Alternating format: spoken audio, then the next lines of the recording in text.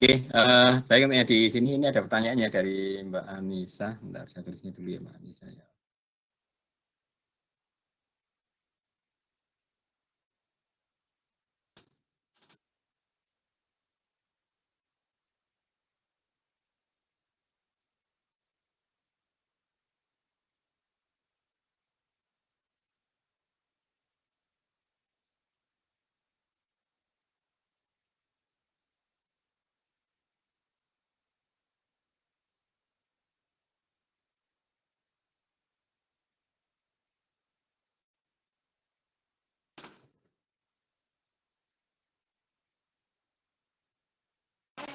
Dari Mbak Anissa ini menanyakan ini ya, perbedaan antara sinkronus sama asinkronus di time slot-nya.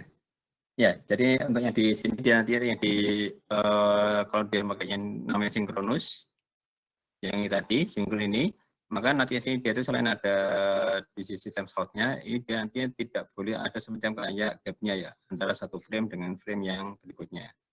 Artinya apa? Untuk yang di sini ketika dia nanti ada semacam kayak pengiriman data dan sebagainya, ya dia antara di frame-frame ini dia tidak boleh ada gap. Nah ini biasanya dipakai yang di kayak kecepatan tinggi ya, fiber optik. Dia pakai namanya sinkron kayak gini ya. Atau juga selain fiber optik, apa ya?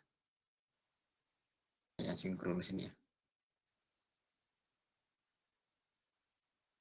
Kalau yang di kabel dia fiber optik, kalau di nanti yang di wireless dia ada banyak ya. Untuk yang di beberapa modulasi yang ada di wireless, nanti sini dia ada namanya pakai yang namanya sinkron kayak gini ya.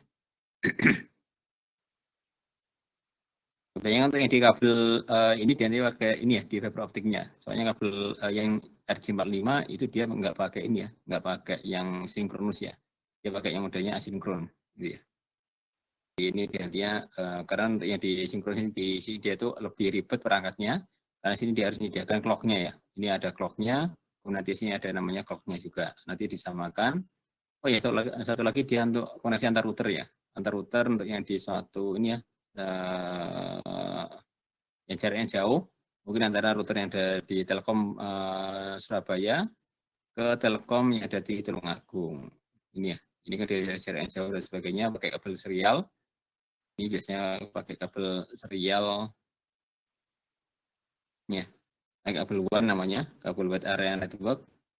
Nah ini dia nanti juga yang namanya sinkronus, harus disinkronkan antara di perangkatnya di Surabaya sama di perangkatnya di Tulungagung ini ya. Tapi kalau kabel UTP dan biasanya di sini dia pakai namanya asinkron. Jadi di ini dia nanti ya kalau saya ada gap ada bagian lain dia tidak ada masalah. Ini ya. Di kabel UTP yang kalian presentasikan tadi, nanti di sini dia pakai namanya asinkron kayak gini. Oke, itu ya Mbak Anissa ya. Semoga bisa menjawab. Kemudian saya lanjutkan lagi nanti yang di sini, nanti yang sini dia pada waktu dia arah dari transmisinya. Ini nanti ada namanya start bitnya ini ya. Kemudian nanti ada namanya data bitnya. Kemudian ada namanya parity bitnya. Kemudian ada namanya stop bitnya ini ya. Untuk di parity bit dan sebagainya mungkin nanti saya jelaskan besok aja ya. Ini karena lagi saya juga ada rapat ini. Jadi secara khususnya nanti ada start bitnya, ada stop bitnya. Ini ada datanya. Data yang akan dikirimkan di sini. Kemudian ada stop bitnya ini. Kemudian nanti sini dia tuh ini sekali lagi dia tuh boleh ada gapnya. Nanti ya sini dia ada start bitnya lagi, kemudian nanti ada data yang dikirimkan dia ini ya. Datanya biasanya ini dia termasuk yang di parity-nya. Jadi parity ini dia semacam kayak untuk yang pengecekan bit. Jadi kalau nanti bitnya dikirimkan dia nanti ada yang error atau ini ya reject dan sebagainya, maka nanti ya sini dia itu akan bisa misalnya dia akan diketahui itu ya. Misal tadi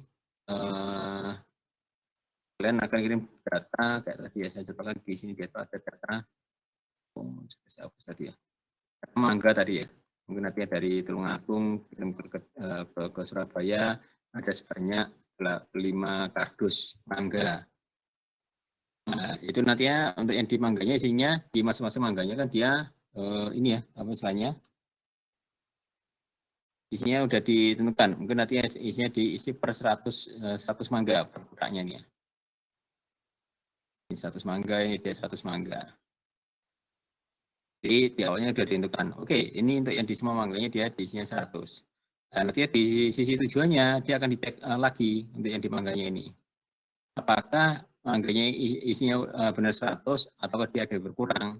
Mungkin karena waktu ini dia jalannya apa istilahnya bergelombang dan sebagainya, mungkin nanti mangganya ada yang jatuh kah? Mungkin sama sopirnya karena ke apa istilahnya kelaparan dia ambil mangganya ini, nah, dan sebagainya dia. Maka nanti di sisi tujuannya yang di sini dia akan dicek. Oh, ini ternyata dia mangganya ada 95 mangga. Nah, maka di sini dia pengecekannya pakai yang namanya parity check ini ya. Jadi ini dia pakai namanya parity check. Nanti pengecekannya bisa macam-macam ya. Jadi ada namanya parity, nanti ada yang namanya checksum, ada yang namanya CRC. Ini yang paling sering digunakan di internet ini yang ini ya, checksum sama untuk yang di CRC-nya ini. Nanti CRC-nya ada CRC 16, ada CRC 32 bit, ada 16 bit sama dia 32 bit. Nanti kita akan bahas lebih lanjut gimana sih pengecekan yang ada di jaringan data itu ya. Pakai yang checksum sama nanti yang CRC. Nanti sementara kita akan bahas dulu yang dipakai yang di parity-nya ini. Oke, ini kalau di nantinya secara konsepnya, jadi ini di nanti ada, ini dia dibalik ya. Jadi kalau untuk yang di transmisi data pada kalau nantinya ini nanti ada praktikumnya ya.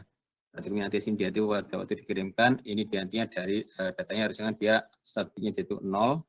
Tapi kalau dia diproses hardware-nya, ini 0 ini dia akan dibalik nih. Ada namanya space sama mark. Space-nya di atas, kemudian dia mark-nya dia ada di bawah. Ini hanya untuk yang di sisi hardware-nya. Tapi nanti untuk yang di lebih mudah memahaminya, kita pakai yang ini aja ya. Ini aja nanti ya. Jadi start bitnya dia 0, kemudian start bitnya dia ya, kalau 0 ya di bawah, 1 ya di atas ini aja ya. Jadi kalau ini dia kalau ini menggunakan namanya hardware. Hardware-nya nanti sini di sini dia akan di apa istilahnya? Di cek kayak gini ya. Jadi saya tinggal dilakukan pembalian. Jadi ini ada pakai yang 7 bit ya, 7 data bit. Jadi data bit yang pakai kode A. Jadi masih ingat kode A ini kan dia 41 ya. 41 ini tadi kan saya di perbalakan dia 0100 nih. Dan dia 0100 ini kemudian 0001. Ini kalau dia 7. Ini kalau dia 8 bit. Kalau dia 7 bit, maka ini yang di paling depannya dia nggak diambil. Jadi yang diambil cuma ini aja ya. Ini dia 7 bitnya. Nah, kemudian nanti yang di proses pengirim datanya, ini yang dikirim ini yang LSB-nya dulu ya. Ini yang dikirim LSB-nya dulu. Kemudian MSB-nya ini dia ditaruh yang di paling belakang. Ya. Di LSB-nya ini dia dikirim dulu 10001.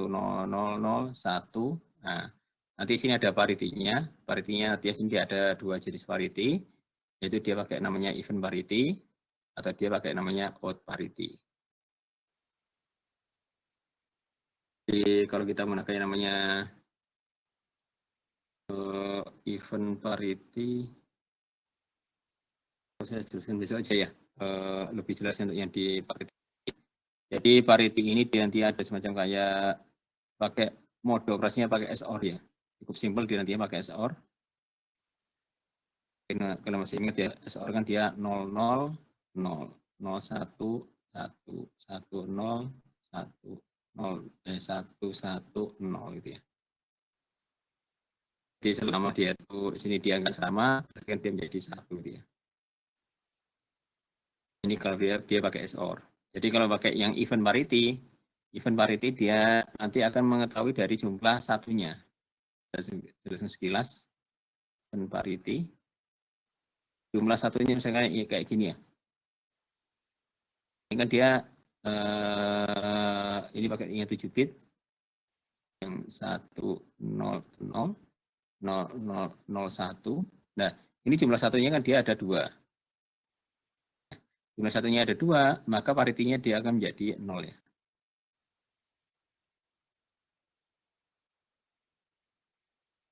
Jadi ini karena pakai parity yang genap, ini dia jumlah satunya dia 2, dia akan menjadi 0. Nah, kalau dia pakai out parity, maka nanti dia ini kan dia satunya dia genap, maka nanti dia out kan dia ganjil. Maka nanti dia kalau dia pakai out parity, maka nanti dia akan menjadi 1000001. Ini akan menjadi 1. Nah, sama dengan 1 sehingga nanti dia ini untuk yang di paritinya. Jadi ini artinya dia ini ya, dia di SOR-nya ini. Jadi kalau dia ini di SOR 1 per 1. Di 1 sama 0 kan dari SOR kan dia 1. Kemudian 1 sama 0 ini kan di SOR kan dia 1. Ini di SOR kan dia 1, ini di SOR kan dia 1, ini di SOR dia 1. Nah, 1 sama 1 di SOR kan dia 0 ya. Nah, karena sudah 0 berarti kan dia udah ini ya. Maka nanti yang di sini ya kalau pakai event parity di sini dia pakai yang 0. Nah, sini dia sudah 0. Beda sama out parity. Kalau parity dia kebalikan dari di negasi SOR. Jadi ini sama ya. Jadi ini hasilnya tadi kan dia ketika di SOR, ini dia hasilnya 0, kemudian dia di negasi dari sini kan dia menjadi 1. Hingga untuk yang sini dia out parity-nya dia menjadi 1 ini. Jadi dia kebalikannya dari event parity. Ini ya. Jadi ini dia cukup pakai SOR yang biasa. Mungkin dirasakan logika kalian sudah mendapatkannya. Dimana melakukan SOR dari 2 pilihan kayak gini. Jadi dia dari LSB-nya di SOR sampai dia 1 per 1 ya. Untuk yang di LSB ini ya. Jadi maaf ini tadi kebalik. Dari LSB-nya ini dia akan di SOR 1 per 1 ya. Nah, nanti udah sampai ini, nanti hasilnya apa SOR-nya, maka ini dia sebagai parity-nya. Parity-nya dia akan pakai event parity, ataukah dia pakai yang out parity. Jadi kalau dia pengirimnya dia pakai event parity, maka si penerima juga pakai event parity juga. Jangan sampai balik. Mengirimnya dia event parity, nanti penerimanya dia pakai out parity. Nanti datanya dianggap salah semuanya nantinya.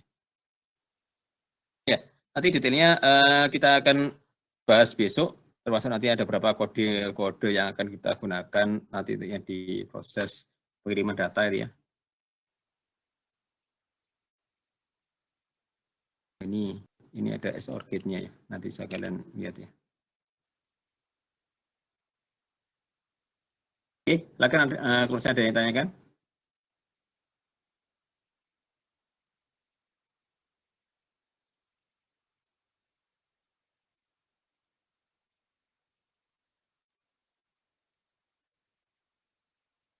Oh, ini saya ada ini ya.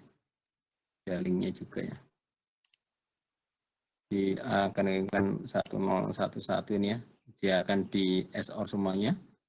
Dan dia kalau dia pakai event parity, ini dia nanti yang nolnya dia akan di terakhir. Kalau dia out parity, berarti kan dia 1 di negasi ya. Jadi 1. Gitu ya. Baik, kalau nggak ada, ini saya juga mohon maaf karena sebentar lagi juga ada rapat ini. Baik, saya akhiri untuk yang di kuliah hari ini ya. Kita ketemu lagi untuk yang besok insya Allah. Saya kurang lebihnya saya mohon maaf. Saya akhiri. Assalamualaikum warahmatullahi wabarakatuh. Terima kasih, Pak.